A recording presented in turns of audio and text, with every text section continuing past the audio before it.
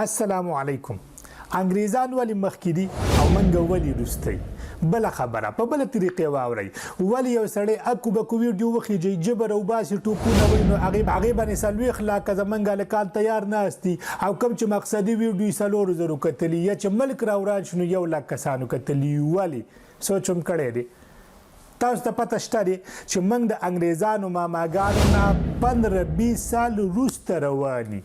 د هغې د وجې موږ دې وخت کې په هغه سټیج کې کوم وخت چې انګریزان په هغه سټیج کې کوم وخت چې یوټیوب دنیا ته راته. تاسو ته پته شته یوټیوب څنګه دنیا ته راغلی و؟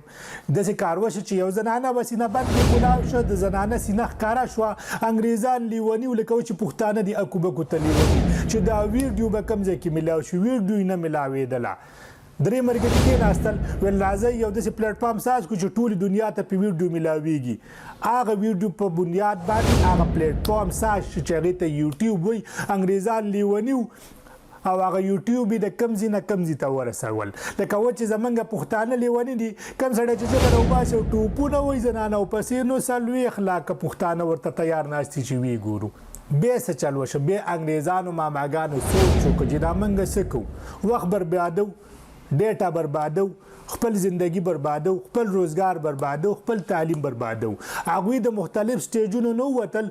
اوس انګریزان ماماګان دې پوزیشن ته رارسېدلي دي.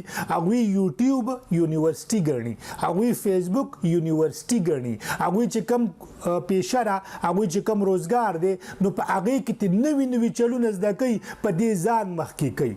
او زموږ پښتانه اوس په هغه پوزیشن کې دي کوم وخت چې یوټیوب رالی انګریزان لیوني و. دا قرنګ زموږ پښتانه اوس لیوني دي.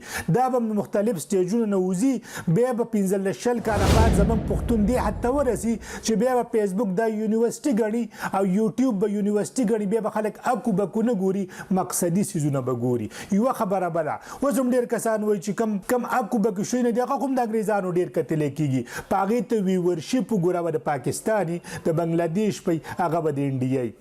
صحیح ده. خو اوس به موږ د خپل ګریوان کې لږ سوچ وکړو چې موږ د یوټیوب او فیسبوک ولې یونیورسټي نه ګڼو، زموږ بچي ولې یونیورسټي نه ګڼي، ولې د دې نه موږ روزګار، د دې نه تعلیم، د دې نه جدت نه زده کوو، ولې موږ په مخکې نه ځو او صحیح خلک نه سپورټ کوو. که زما ویډیو صحیح نو کمنټ کې ووایئ، که کومه خبره مې غلطه وي زما اصلاح وکړئ او ما پوه کړئ. د ویډیو کتو ډېره مهرباني جي. الله حافظ.